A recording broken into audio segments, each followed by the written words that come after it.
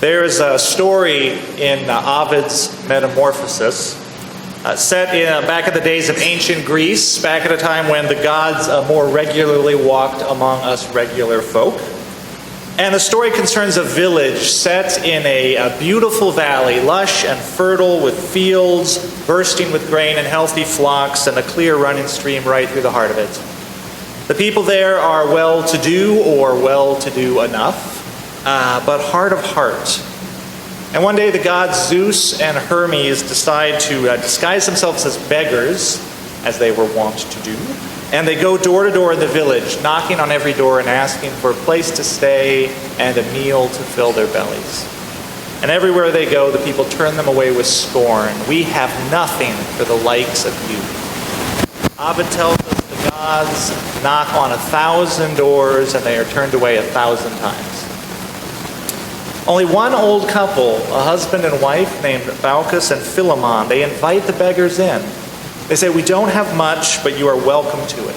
And they set their humble table for the ragged guests. And Ovid tells us that though the fare they had to offer was poor, there was no poverty of spirit at that table. Well, pretty soon the couple realize that something is up, because no matter how much wine they pour out for their guests, the wine jug never empties, and these guests drink a lot of wine. And then when they pour some for themselves, just a little bit, to leave the most of it for their guests, they notice that the wine that they're drinking is the best wine that has ever touched mortal lips, far superior to the humble fare that they usually drink. And then they notice that the plates and the cups have all turned to solid gold. So, little things like that, right? Nothing gets by these people. So they realize what's going on, and they bow low, and they beg the gods' forgiveness for the poverty of their offerings. And Zeus and Hermes, no longer disguised, say, "You alone in this village understand true piety." And they take them up to the top of a distant hill, and they grant the couple 2 wishes, and then they sweep away the village below and all of its wicked inhabitants in a violent flood. So it goes. Now, the story of Baucis and Philemon is actually a pretty minor story in Greek mythology, but it represents a trope that appears in many stories in Greek mythology and in the ancient world, to the effect that you had better be kind to strangers, howsoever humble, because you never know when a god is going to come knocking on your door, and you don't want to be found wanting in what the Greeks called xenia. Xenia was the word the Greeks used for a guest friendship or hospitality. And the practice of xenia outlined various courtesies that a host would owe to a stranger that showed up on their doorstep, especially people far from home, wanderers, travelers. And you were supposed to receive them kindly. You were supposed to provide them with a bed. You were supposed to provide them with food. You were supposed to treat them with respect. You were supposed to not trouble them. For example, you weren't supposed to ask any questions at all until they'd had their first meal, and then you could sort of like, "What are you doing here? What's it like in your town?" But until they had had their full and they were at rest, let them be. And guests, meanwhile, had a reciprocal obligation to be courteous to their hosts, to not be an undue burden, to provide a gift if they had a gift to provide. So xenia was this reciprocal obligation between hosts and their guests, and it was extremely important to Greek culture. Zeus himself, a father of the gods, was sometimes called Zeus Xenios, protector of travelers. And so hospitality, guest friendship, was a religious obligation. To be inhospitable was to fail to meet the most basic obligation. It wasn't just to be a jerk, it was to be impious, to have violated the moral order ordained for us humans. Now, there's a strong practical component to xenia, right? In a world where travel is necessary but extremely hazardous, norms about hospitality create like a critical support network for the traveler. There's no AAA or Motel 6 in the ancient world. There's no Uber. There's no Kayak.com. So it is xenia that makes it possible for a traveler to find a safe stop on a long journey or a warm meal far from the beaten path. So this way, ethics was actually sort of the cutting-edge transportation technology of the day. They didn't have the technology, but they had ethics, and that was how they did it. There's also a strong humanist component to Xenia.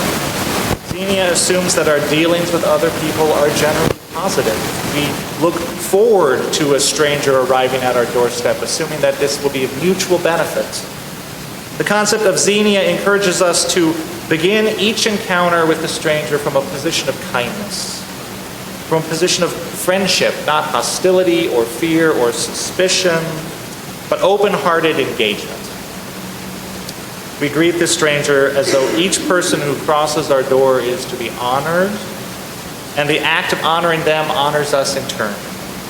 And we greet the stranger as though we have all been there, because at some point we will all have our turn to be the stranger in a strange land, in an unknown place, in uncertain circumstances. We will all have our turn to rely on the kindness of those around us to bear us on our journey. And I believe that hospitality, the art of welcoming, should be a key virtue for Unitarian Universalists. We have our first principle that says we affirm and promote the inherent worth and dignity of every person. But that's a little abstract. It's a little abstract. But welcoming as an active practice, as a life orientation, is a way of putting that principle, that understanding of inherent worth into practice, of making it a real thing out in the world. So the thought that I will offer up to you today, and we're going to be talking about this more on throughout the year, is what if we treated everyone we interact with as though they were an honored guest at our table? What if we treated everyone who came into our cubicle, our checkout line, our 3 feet of sidewalk space, right, our personal bubble, the lane that we happen to be driving in, what if we treated them as if we had invited them to the table of our life, invited them into our home? What if Xenia was a practice not just of the occasional guest, but of all of the people who enter our circle as though they were honored guests? When someone is a guest at our table, when someone is a guest in our home, we know how to behave, right? There are protocols that engage. We want to treat people in such a way that honors their dignity, but also honors the dignity of our home and our table. It's a reciprocal relationship.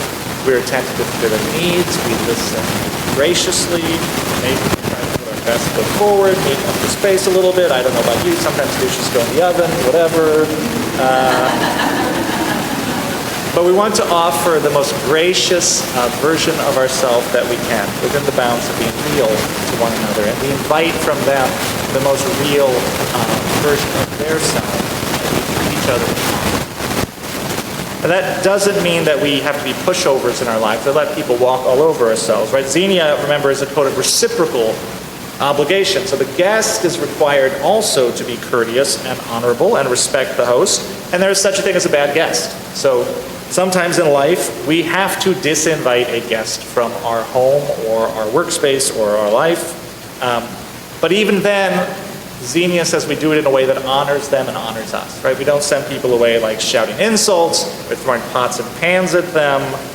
We act in a way that honors the dignity of all people. A different story, second story today. This one from the Jewish tradition. And this is a story by Francis Dorff. It's a famous story. And this version is a retelling of it by the Rabbi Howard Jacoby Rubin. And the story concerns a thriving monastery that had fallen on hard times. People no longer came to be nourished by prayer and learning, Rubin tells us about this old monastery. Only a handful of old monks shuffled through the cloisters with heavy hearts. On the edge of the woods near the monastery, a rabbi had built a little hut, and he would come there from time to time to meditate and pray. So one day, the abbot of this monastery decides to visit the rabbi, and he opens his heavy heart to him, and he pulls out his sorrows about his community that no longer has the love and the vigor that it used to have. And the rabbi greets him, and they embrace like brothers, and they sit, and they share their stories.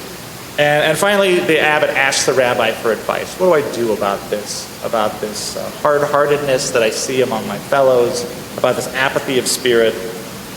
And the rabbi answers, I will give you a teaching, but you can repeat it only once. And after that, no one must ever say it again.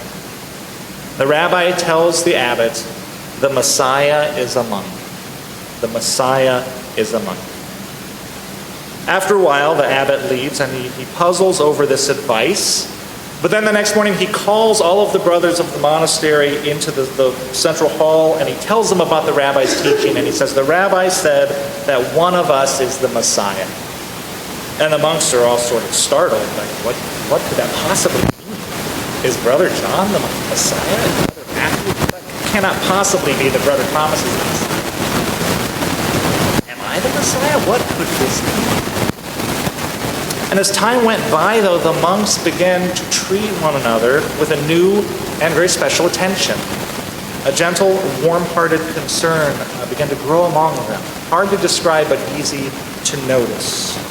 They began to live with each other as people who had finally found the special something that they were looking for. Over time, visitors who came to the monastery found themselves deeply moved by the life of these monks. There was such generosity of spirit among them. Word spread, and before long, people were coming from all around to be nourished by the renewed spirit of this place. And soon others were seeking to become a part of the community, and the monastery grew and prospered. And so the story ends.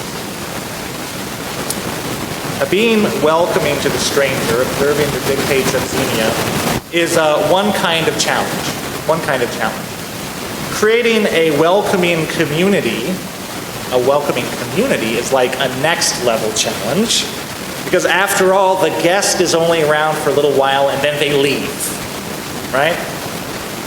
But a welcoming community exists to form enduring relationships that will last potentially decades, potentially the course of our entire life. Relationships that will see our children grow up together and move into adulthood, relationships that will see our parents grow old before our eyes, relationships that will trace the arc of our careers and the development of our creative powers, relationships in which we too will grow old together. We will laugh together, celebrate together, grieve together. Some people will leave. Always new people are arriving, bringing their gifts and also their growing edges, as they say in seminary. And the community welcomes them in. And a community like that, and a community like this one, a welcoming community like the UI, is therefore constantly recreating itself over time. It is a shifting mix of people with a shifting set of circumstances. All the time we are facing different ideas, different commitments, different personalities, priorities, needs, and it is a beautiful thing. It is a beautiful thing.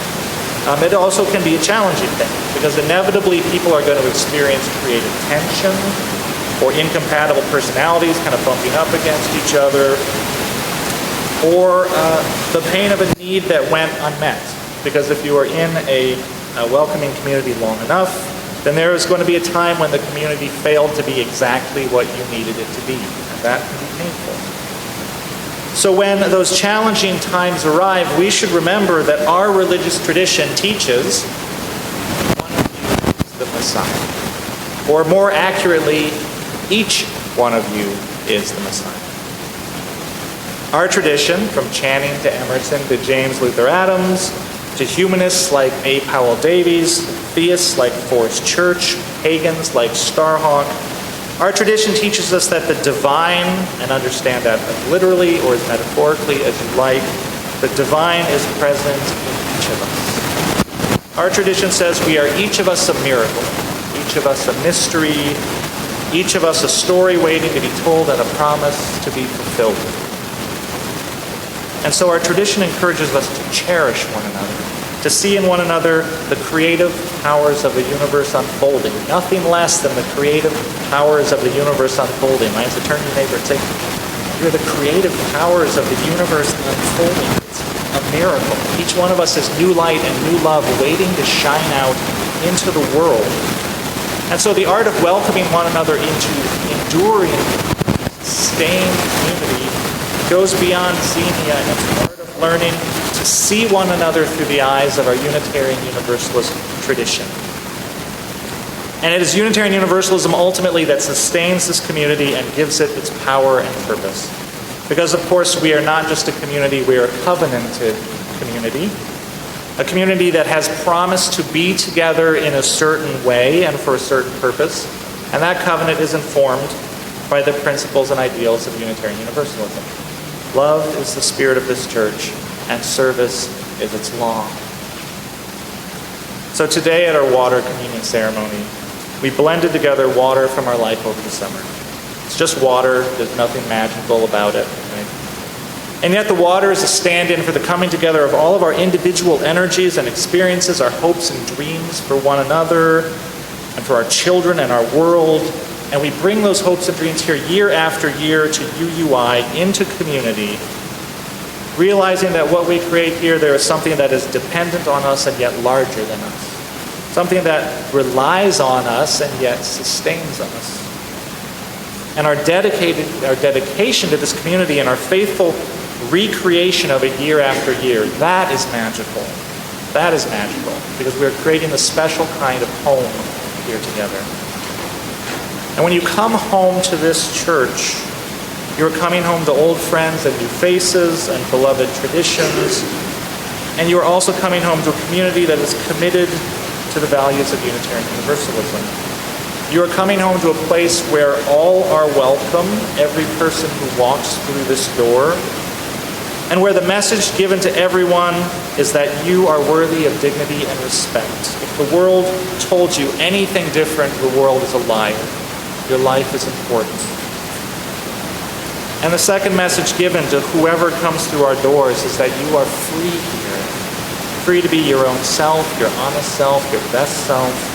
Free to walk your own path and find your own truth, to question, receive wisdom. Everyone here is free to bring new light into the world. And this is a place where you are accepted for who you are and yet challenged to be more than you ever thought you could be. And the third message for whoever comes through our door, whoever comes to this home, is that love is waiting. There is a love that can transform the world, but it is waiting on us, on all of us, to be its hands and its voice in the world. And the message of this place, the message of this home, is that you, right now, just as you are, can participate in that work of love. Wherever you are on the journey of your life, you can be part of the healing of the world. You don't need to lose 10 pounds. You don't need to get your home perfectly clean. You don't need to get your life in order. Just as you are right now, love is waiting for you to be its voice and its hands. This is a place where we do our best week after week to live these values. And this is a place where we have dedicated ourselves to raising up the next generation with these values, to create a safe haven where our children know they are loved and valued and accepted, and that they have great gifts to give to the world that needs them. The writer and peace activist Starhawk wrote, "Somewhere there are people to whom we can speak with passion without having the words catch in our throats. Somewhere a circle of hands will open to receive us, eyes will light up as we enter, voices will celebrate with us whenever we come into our own. Somewhere there is strength that joins our strength to do the work that needs to be done, arms to hold us when we falter, a circle of healing, a circle of friends, someplace where we can be free." Friends, spiritual companions, let us welcome one another into this place where all are received gladly and where all can be free. Welcome home.